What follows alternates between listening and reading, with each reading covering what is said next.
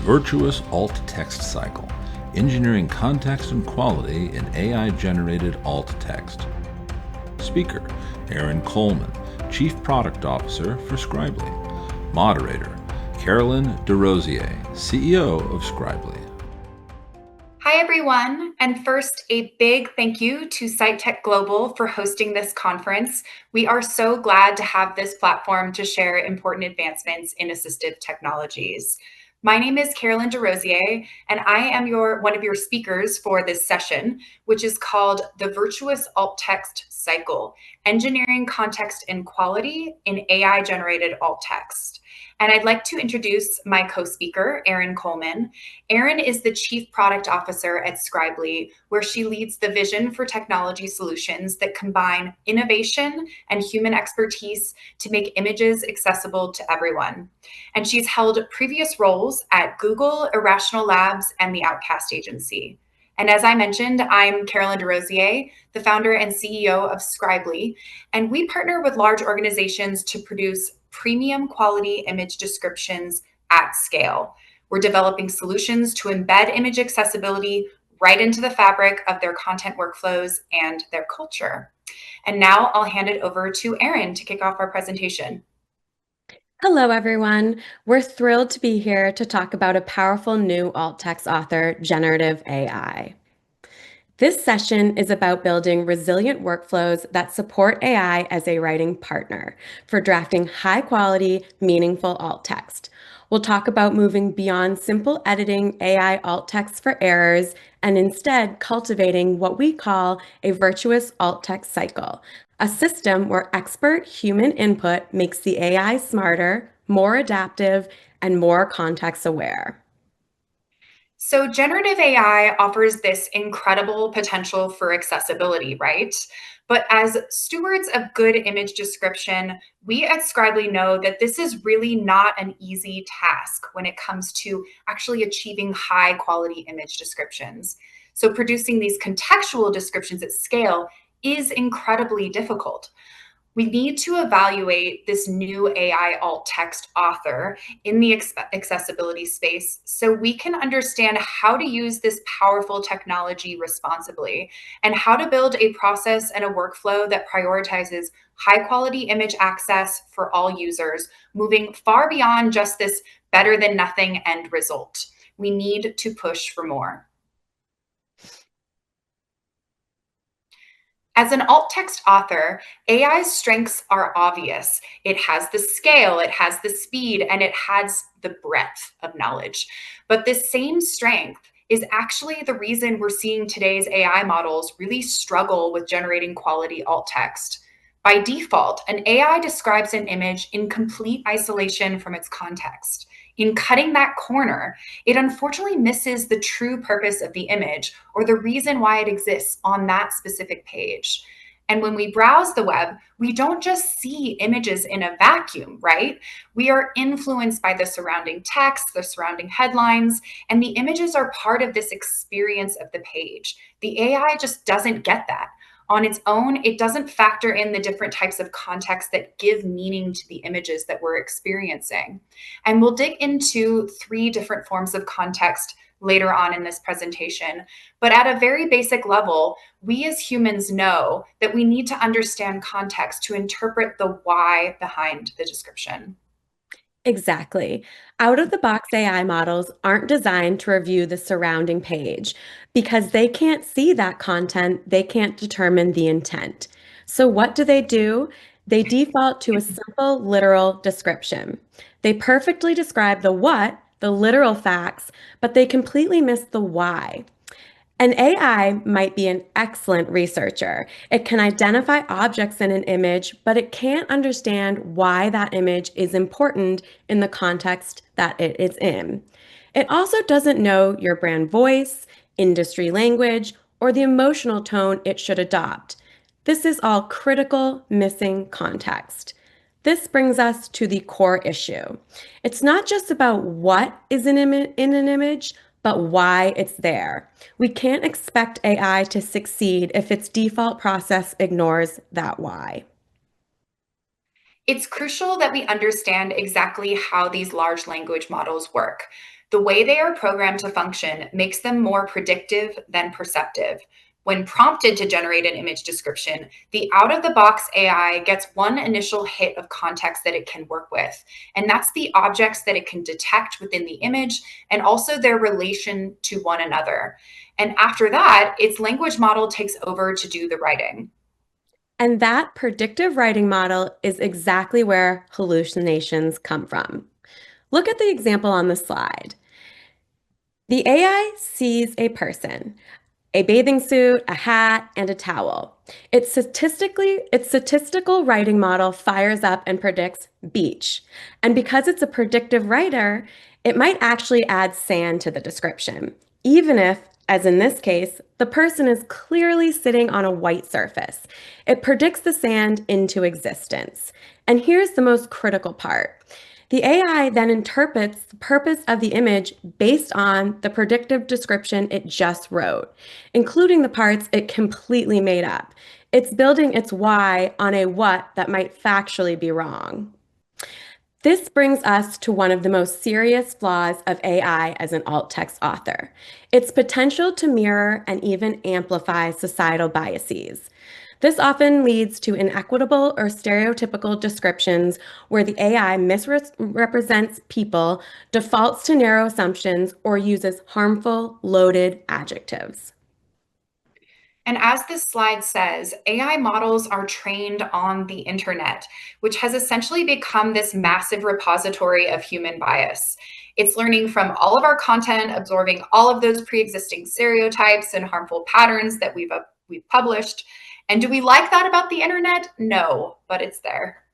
So, if we ever want to get to a place where AI generated alt text is high quality and we can confidently implement it at scale, we must solve for this. We, as the human alt text managers, must know when and how to assert ourselves in the process. We have to be the ones who provide the equity check and the real world context the AI lacks. So, what do we do about this? How do we respond to these critical issues of ensuring accuracy and equity in image description writing? We need to teach the AI the why of an image. Its descriptions have to be focused by the context surrounding the images, not just the pixels. And this is where context engineering comes in.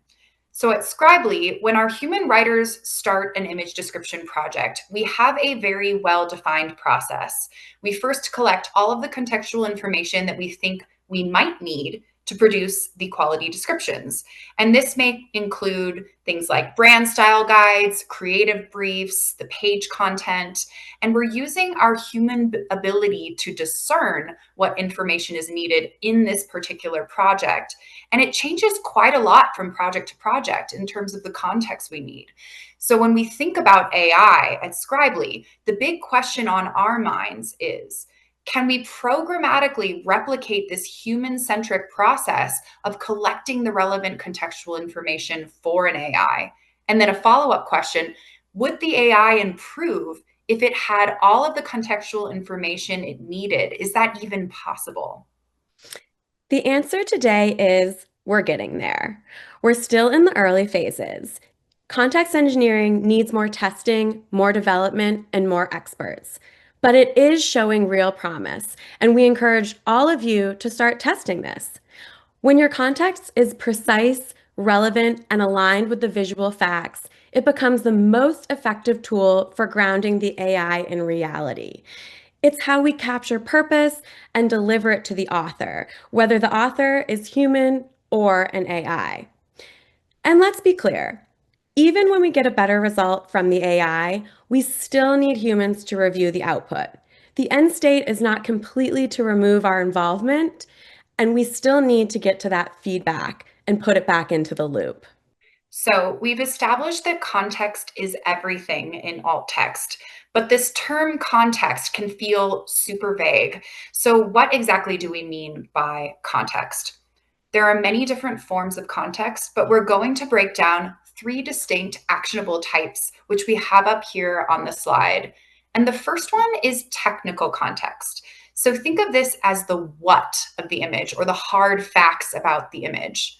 The second is content context. So this is the where, as in where does this image live on the web, on a page, or in a document? And third is intentional context. This is the why or the purpose of the image. So let's dive into each one of these. Let's start with technical context. This is the image data that already exists in your systems. The AI cannot guess this, it must be told. So this basic foundational context, as the slide says, is what stops the AI from hallucinating when there isn't an actual object present within the image. Second is content context. This is the page itself, as well as all the unstructured content surrounding the image on the page, like the page title. You have to build a workflow to systematically feed the surrounding story to the AI. This is what prevents the AI from misinterpreting what the page is actually about. And finally, most importantly, is the intentional context, the intention or purpose of the image. So, this is the human knowledge and expertise that exists inside the content manager's head, right? It's the reason why the team ultimately chose this specific image for this specific page. And this is the authorial intent that we had mentioned previously. It's the hardest form of context to capture, but it's actually the most critical part of preventing those generic, sometimes bland descriptions that we often see from AI outputs. So let's walk through a good context engineering practice. It all begins with the first step, which is gathering all of your context. The AI needs a deep understanding of every image it's going to describe. So we found it's crucial to gather contextual data in four key areas. So the first is structured and relational data. These would be all of the facts about what's in the image. For example, what are the products featured in the image? What is the color being shown in the image? The second is the content and experience. This is the purpose of the page itself. So, for example, an image existing on a home page is going to be different than an image existing on a landing page or a product page or in social media. And the experience is also all of the information that lives in close proximity to that image. So think of the header, think of the marketing blurb, and all of the other images, perhaps that appear in a carousel-like experience. Third is function and type.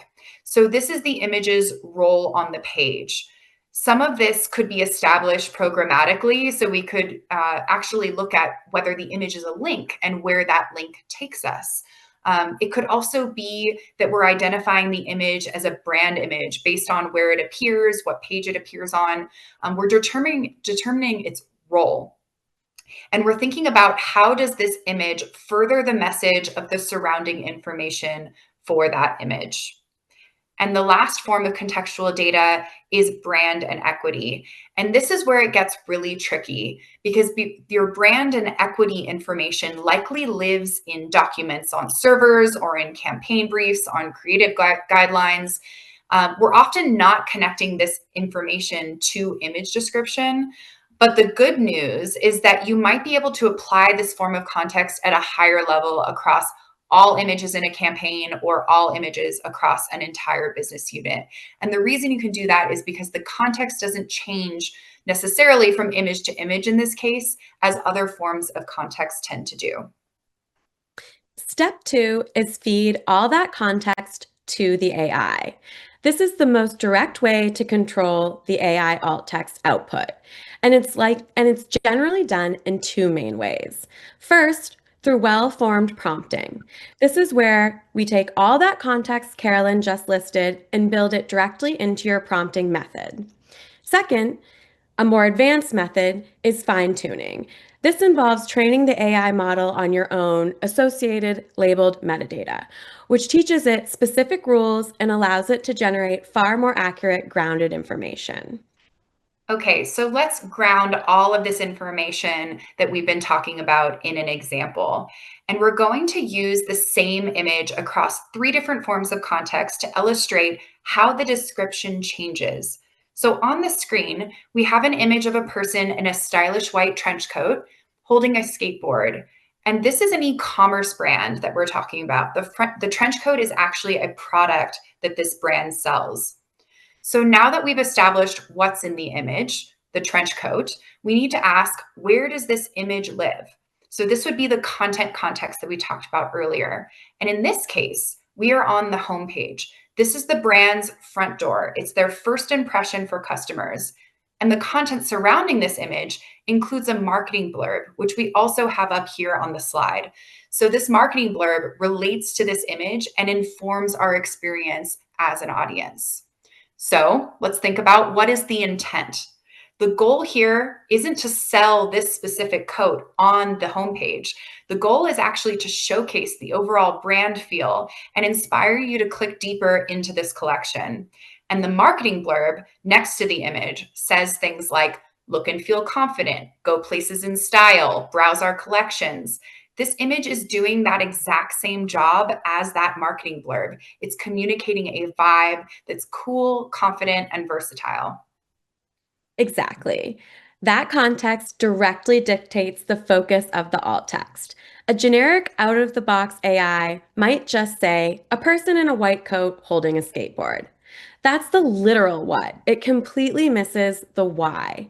Because we know the intent is to convey the brand style, a high quality description must capture the feeling of the image, the confident person, the stylish monochromatic white outfit, the modern breezy feel. The alt text job here is to communicate the brand, not just the product.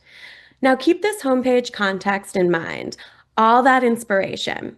Later we'll use this exact same image in a different scenario.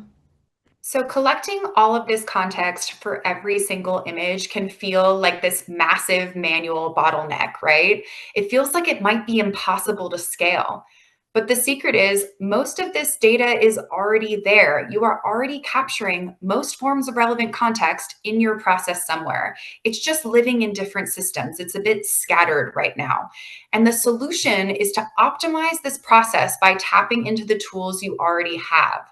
If we organize this data, if we put the work forward just through organization, we can help the AI function as a more focused and well-informed descriptive writer, rather than just an inexperienced or interpretive one that's just doing its best.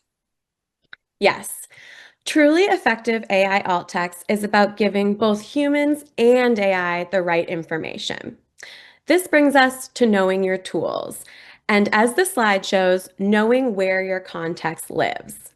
For example, like your CMS or content management system, it provides your most critical on-page context, the page title, H1, captions, etc. And it prevents the AI from missing the image's intent. Similarly, your PIM or your product information manager provides your structured, non-negotiable facts, the official product name, SKU, brand approved colors, etc.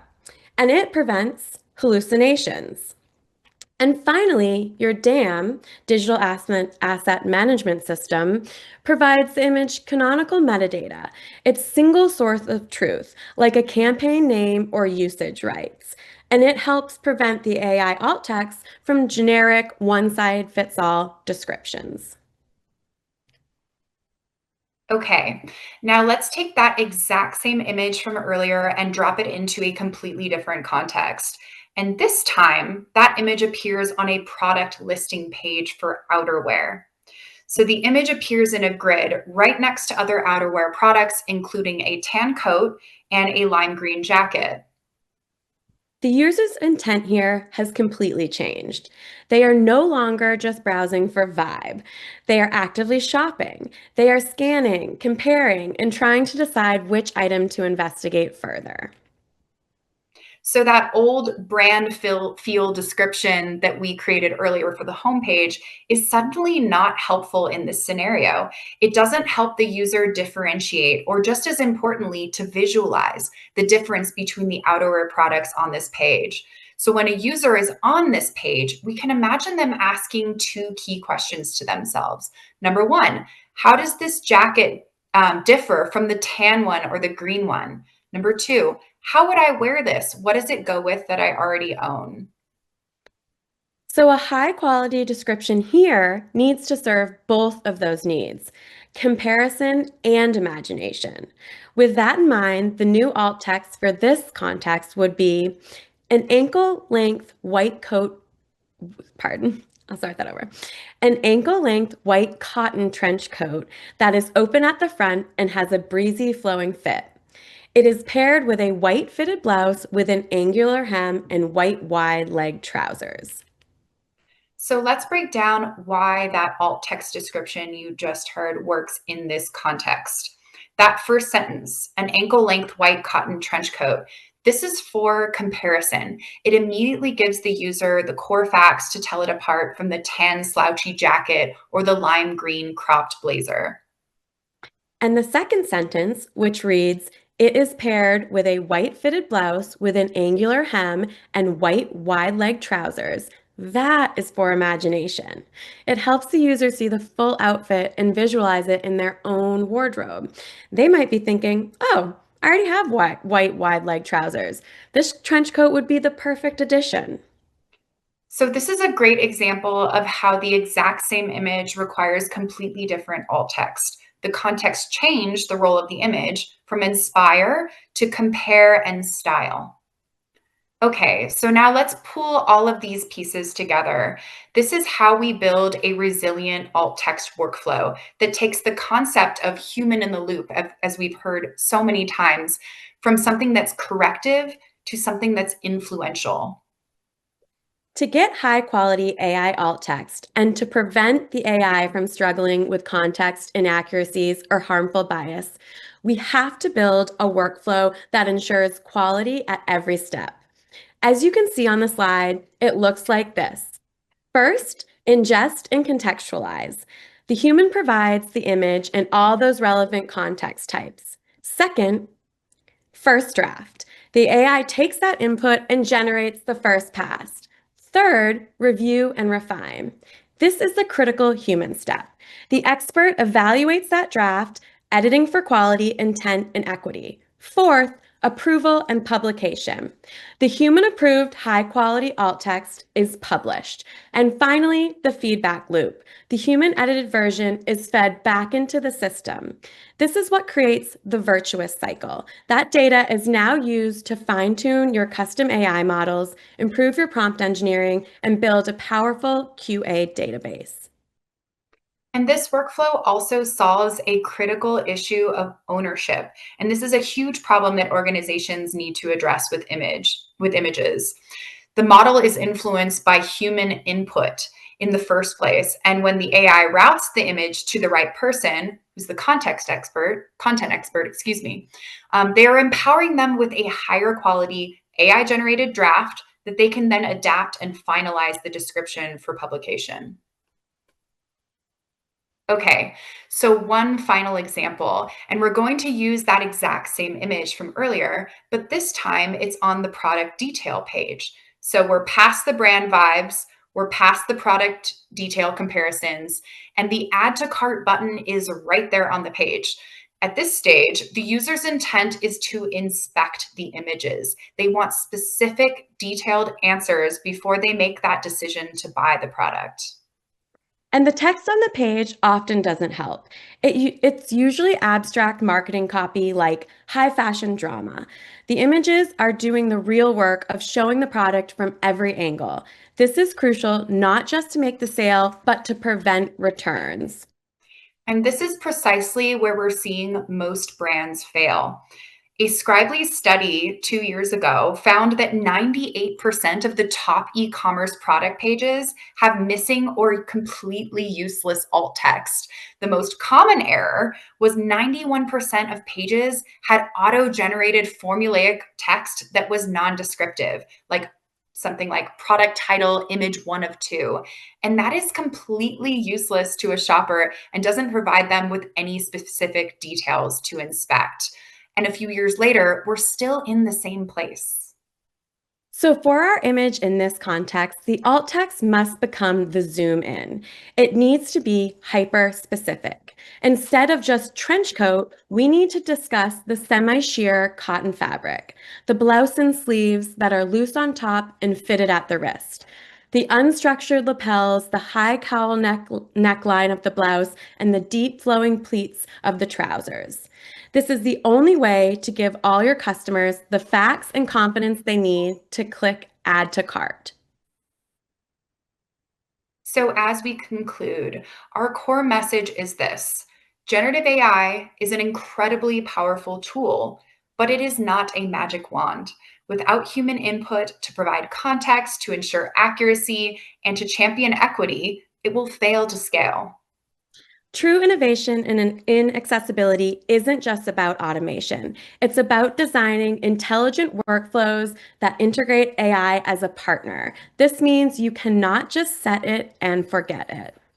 So we must assume the role of context engineer and editor if we want to use AI. And it is a powerful assistant, but you are the ultimate author of these descriptions. You are the one that is hitting publish. So human input and oversight are a complete non-negotiable. And that's about all the time we have for today. So thank you all so much for listening to this presentation. Our contact information is up on the screen. We genuinely mean it when we say we'd love to continue the conversation. So please don't hesitate to reach out on LinkedIn or at the emails you see here. It's been a real pleasure. Great. And those emails for everyone are Erin, ERIN, at scribely.com. That's SCRIBELY.com. Or Carolyn at scribely.com. CAROLINE at scribely.com. And thank you to Vista Center, the producer of the SiteTech Global Conference. And back to you.